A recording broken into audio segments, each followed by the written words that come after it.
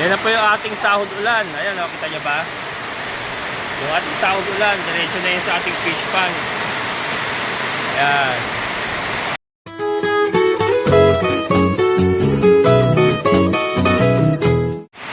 Hello mga kabokals.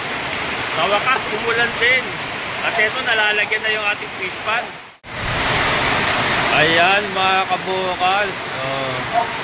Ayan na po yung ating sahod ulan. Ayan, o, kita nyo ba? Yung ating sahod ulan, diretso na yun sa ating fish pan. Ayan. Malakas ang ulan. So, ginawa ko, ayun, nagbalagbag tayo ng yero. Kasi andun yung bagsak ng tubig. Tapos, ayan. Yan na yung pumapasok sa loob. Kasi itong isa, ito naman, ang kinukuha niya. Ayan. Tapos, diretso yun doon, mga kabokal. Ayan. Doon naman siya bumabagsak. Kaya lang mahina lang siya. Mahina lang siya. Ating hito. Ayan. So babantayan natin ito mga kabokal. Ito yung mga manok. Ito pala yung dapat na sinano ko. Ito pala yung dapat na natamaan ko. So kailangan alulod. Kaya baka sumobra naman kasi mga kabokal. Baka pag sinahod natin lahat sumobra. Tapos pagka hindi ko na bantayan, umapaw siya, hindi kayanin ng ating overflow. Ayun kasi yung ating overflow eh. Ayun, may overflow tayo eh. Baka hindi kayanin ng overflow. So sakto na siguro yan mga kabokals. Parang continuous siya. Palit siya ng palit kada ulan. Tapos magpapakawala ako ng tubig mamaya. Papakawalan ko gamit yung motor. Itatapon ko. Yan, itatapon natin mga kabukals. Pero importante, natin mga hito, ayun, naglulutangan, no? Importante, malagyan ng tubig. Mapunuan siya, mapunuan.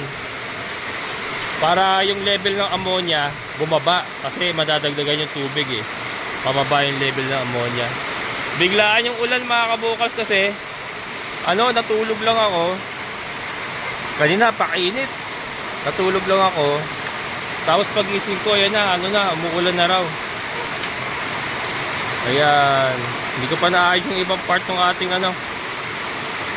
Hindi ko pa naayos yung ibang part ng ating mga kulungan. Punta tayo rito.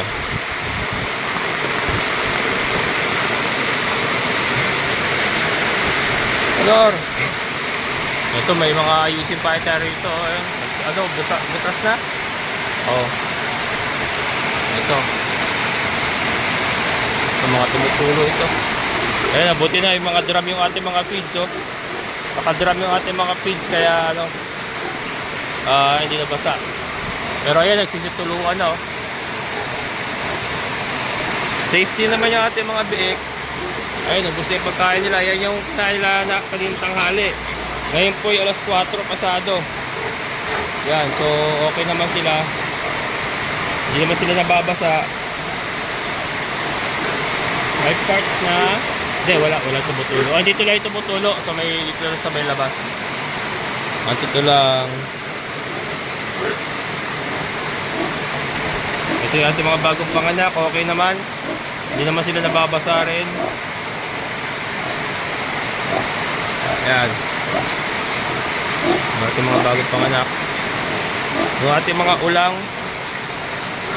Yung ating mga ulang. Yan. Meron silang pagkain mga kabokals. Ayun, namatayan tayo ng hito. Ayan. Dalawa yan eh. Dalawa yung namatay. Yung isa nakalahati na nila. Ito kalalagay ko lang. Pero yung isa parang wala na nga. Naubos na yata. Naubos na siguro. Kasi kanina kalahati na lang yun eh. Yan. Yung namamatay nating hito. Mamatayan na tayo mga kabokals kasi yun nga, medyo mataas na yung level ng ammonia. Siguro hindi na kinakaya. Pero itong ulan na ito, malaki may tutulong nito para may baba yung level ng ammonia doon sa ating fish pond. Yung ating mga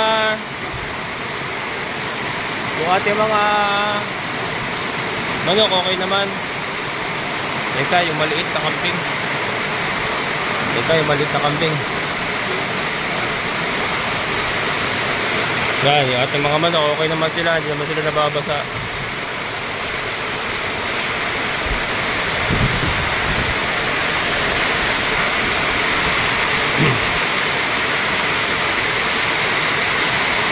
Okay naman yung kambing natin. Okay naman yung maliit. Ito lang, tumutulo na rin kasi ating ano. Dami na rin tulo ng ating kambing ano. Ito, kailangan maakyat ko ito. Matapalan ng bulkasin. Ito malakas eh. Pero hindi naman siya nababasa. Ayun, malayo naman sa kanila. Yung tilamsik lang. At ito pa pala oh. Ito pa pala, ang dami. Ayan, ang dami nating kailangan tapalan.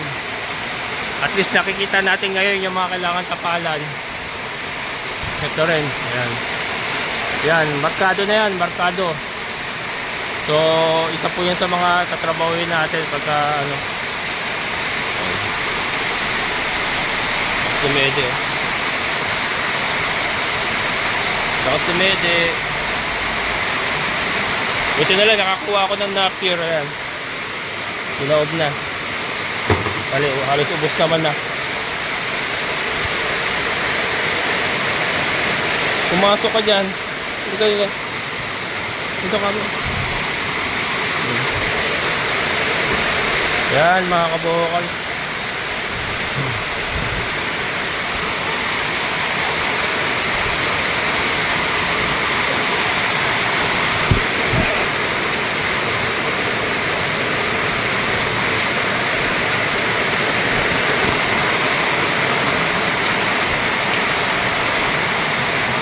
Yan, at least sumasahod na tayo ng tubig. Ayan. Sumasahod na tayo ng tubig. Ayan, nandito ulit tayo. At yun, umuulan pa rin. Tuloy-tuloy pa rin tayo sa pagsahod ng ulan. Ayan. Ay, ang ulan na yan, mga kabokals, maganda yan sa ating aquaponics kasi nitrogen yan. Yan talaga, nitrogen na yan. May nitrogen na yan. Kaya maganda rin sa ating mga halaman sa aquaponics. Mailubog ko lang yung submersible ko na yan. Ayan o. Yan yung ating ano eh. Ayan mga kabokals, yung ating submersible o. Mailubog ko lang yung sa may hose na yon. Lumubog lang niya hanggang sa hose. Okay na. Mataas-taas na yan. Pero kung may ano pa natin, kung itataas pa, mas maganda. Kahit yung ano, kahit yung malapit sa overflow natin, hindi naman siguro basta-basta tatalon yung mga hito natin na yan. Kahit maabot niya yung malapit din sa may overflow natin na yun, o yung PVC. Kita niyo ba yung PVC na yan? Ayan. Hindi kasi ako makalakad, maputik eh. Yung PVC na yon, kahit konti lang, kahit siguro mga ganyan bago yung ating overflow na yan, yan, okay na yan. Tapos pag tuloy-tuloy pa rin, magpapakawala na ako. Pagka na-reach niya na yung gano'n, yung konti na lang sa overflow, magpapakawala na tayo gamit yung motor natin. Papakawala na natin para ma-replenish. Yan. Naglulutangan yung ating mga hito. Hindi ko alam kung is it a good sign or a bad sign, kung ba't naglulutangan sila. Sudden change of sudden change of water temperature kasi malamig yung ulan eh. Malamig yung ulan, and etong tubig natin siguro medyo mainit kasi nga sobrang init kayo na, matindi init. Ayan, naglulutangan sila mga kabokals oh. Ayan oh. Naglulutangan mga kabokals. So, hindi ko alam kung good sign ito or bad sign. Kaya lang kasi kailangan natin magpalit ng tubig eh. Kailangan natin mag-replenish. Yan o, nag-ano sila o.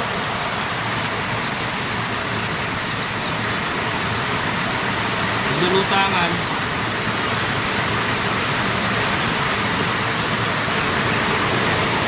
Medyo hindi maganda yung ganyan mga kabokals, yung naglulutangan ng ganyan. Ibig sabihin, may problema. Kasi pagka ganyan, kumukuha sila ng oxygen sa taas. Humihinga sila sa ere. Kaya lumulutang sila kasi may mga ilong yan mga kabokals eh. May mga ilong yan sa uso, ayan Ayan, may mga ilong yan eh. Kumukuha ng hangin yan sa taas. Kaya kung mapapansin nyo, ang hito, hindi po basta-basta namamatay kahit na mamatay yung aerator nyo or wala kayong aerator kasi nakakahinga po sila sa ere. Kasi meron silang ilong. Kaya may mga ilong po sila, ayan Kaya lumulutang yung mga yan, kumukuha ng hangin yan. Kumukuha sila ng hangin. Ayan. Dami naglulutangan. Yung sudden change yun siguro. Yung pagpapalit natin ng yung pagpapasok natin ng tubig ulan. Medyo nakaka-apekto. Dami nila nagkukumpulan Kumpulan. Yan.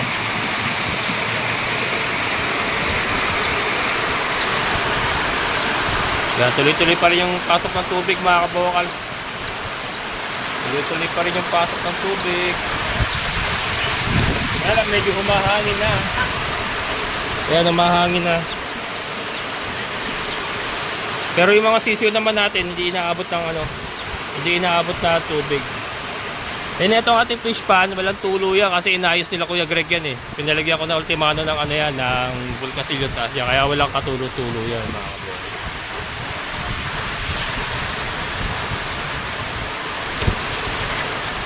Yan. Ito yung mga manok. Kaya hanggang dyan yung angge. Sabay Pero hindi naman nababasa yung ating mga manok. Sana makapuno tayo. Sana mapuno. Umabot dun sa may malapit sa or may lubog man lang yung submersible. Okay na may lubog man lang yung submersible. Okay na tayo dun.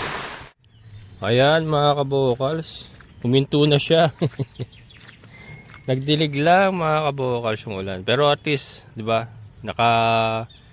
Nakatulong din sa ating mga halaman saka yung ating fish pan nalamanan kahit papaano or nadagdagan kahit papaano yung tubig.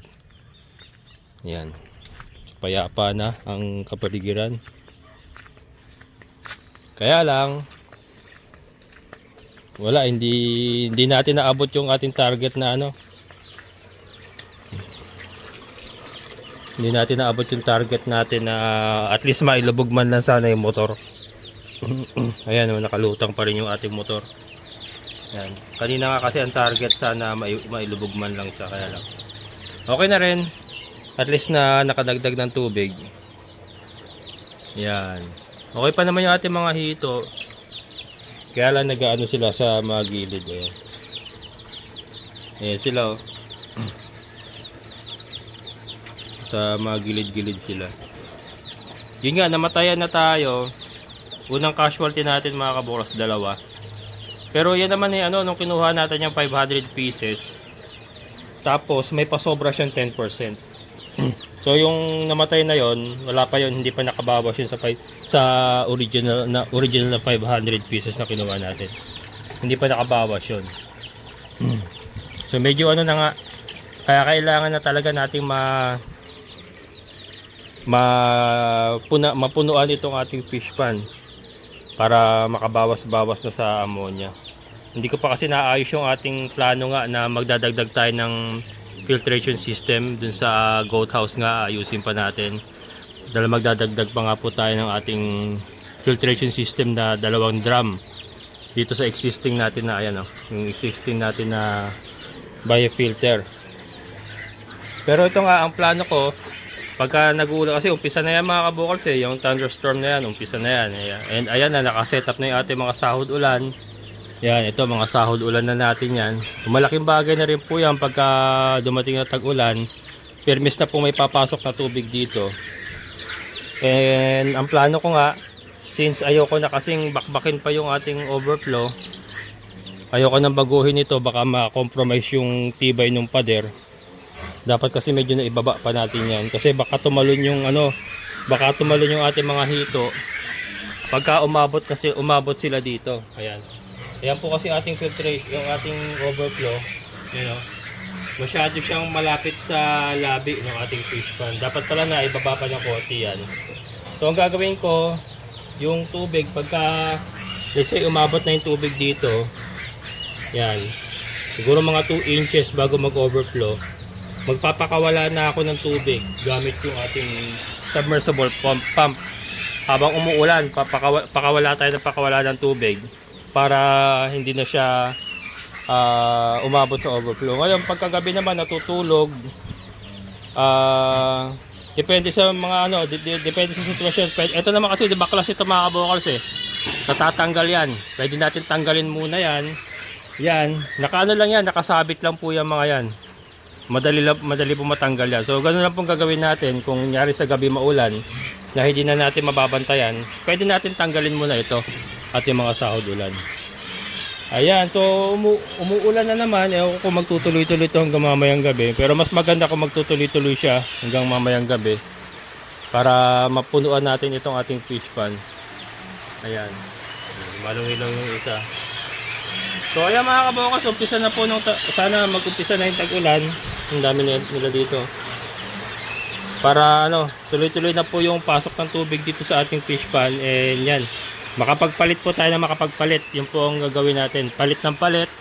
Tapon, pagka napataasan natin yung tubig, magtatapon tayo ng kalahati. Tapos pag umulan na naman, siyempre mapapalitan. Ganun po mangyayari dyan. Ayan, so yun lang po mga kibabahagi sa inyo for today mga kabokals. Umpisa na po ng tag-ulan. Medyo may ups and down, may good and bad. Kasi una-una mahirapan na naman tayong umahon-ahon. Kasi nga maputo. Ayun, nadulas ako. Tanga. Nadulas ako. Ayan, mahirapan naman tayo umahon-ahon. At itong si Raptor ay may limitasyon ang kanyang kakayanan. Pero isa po sa solusyon ko, since wala pang movement na yung ano, hindi na gumalaw yung ating kalsada, and ito tag-ulan na naman, kalbaryo. Kaya mga kabukas, tumitingin tayo ng ATV. Yan, all-terrain vehicle na magagamit natin pang-mobilize para makapag-mobilize pa rin tayo kahit tag-ulan, makababa, akyat pa rin po tayo. Yung ATV pong mga tinitignan natin, yun po yung pwedeng kargahan ng at least 2 sakong feeds sa likod saka sa unahan. Meron silang parang carrier sa unahan saka sa likod na pwedeng magkarga ng 2 feeds. Yun lang naman kasi ang main purpose natin yan, para makabili tayo ng mga kailangan ng ating mga alaga. At syempre kailangan na rin natin during the rainy season. Ayan, so tsaga-tsaga lang, madedevelop naman ito. Nakasada man po sa kontrata namin na in 3 years time, dapat develop na po yung mga kalsada na yan. 3 years po ang nakalagay po sa ating kontrata. So hindi naman po kinakabahan kahit sa ngayon wala pong movement ang ating mga kalsada. And then ito, tag-ulan na naman. Kasi meron naman po tayong kontrata na pwede po nating maging sandigan kung sakasakali man po magkakaroon ng problema. May kontrata po tayo. I'm sure lahat naman po kumuha dito ay may mga kontrata na nakasada man po doon yung development and yung time frame po ng development. So sa ngayon, chillax lang po tayo and then tiyaga lang po tayo kung ano po yung mga magagawa natin while waiting for the contract to be accomplished. Tama ba yung English ko? Yan. Habang naghihintay po tayo na ma-accomplish nila yung mga nakasaad sa kontrata na mga development. So yun, ATV, may mga nagsasuggest po multicab, yung 4x4. Kaya lang mga kabokals, I doubt kung kakayanin po ng multicab kasi nakita ko po yung akyatan sa tingin ko po hindi kakayanin ng multicab. Maganda po talaga ang multicab kung sa maganda, kaya lang ang problema kasi sa multicab, baka hindi niya kayanin yung ahonan na maputik.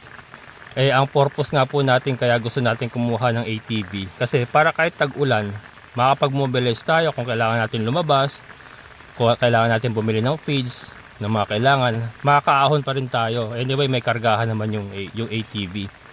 Multicab kasi, yes, marami tayong makakarga doon. Kaya lang, ang problema, baka mabalaho naman ang mabalaho. Hindi rin natin siya magagamit. So, yan. And then, syempre, yung price. Wala po tayong mabibili ng price na, wala po tayong mabibili multicab na 4x4 na below 200,000. Lahat po yan, nasa 300,000, more or less eh. Yung iba, mas mahal pa nga. Eh, sa ATV kasi, may mga tinitignan ako ngayon. May mga wala pang 100,000, yung mga 4x2. Kung gusto mo ng mas malakas, titingin ka ng mga tagto 200cc, ganyan, na naglalaro yung price sa mga 100 plus, mga 100 plus, ganyan. Depende po sa modelo. So may mga tinitignan na po tayo ngayon. May mga tinachat na rin po ako ngayon na po pwedeng mapagpunan. So, tingnan natin kung matutuloy. Pero yun po ang plano natin. Para po makasurvive tayo dito sa ating area. Makasurvive. Mga kabukals, bumanat uli. Time check, alas 7 ng gabi. Bumanat uli ang ulan. Yan.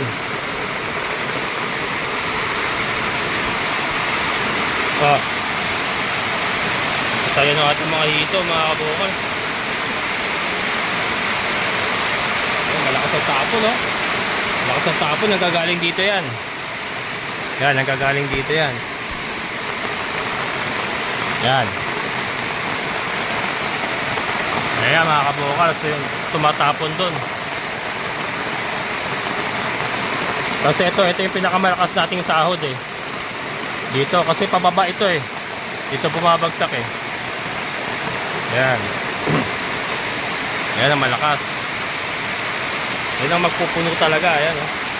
Yan, malapit na mailubog yung ating motor. Mga 1 oras pang ulan mga kabukals, lubog na yung motor natin. Lubog na yan, 1 oras pa. Abot kamay ko na yung tubig oh. Abot kamay ko na yung tubig mga kabukals. It's very close. Yung mga hito natin, naglulutangan ah.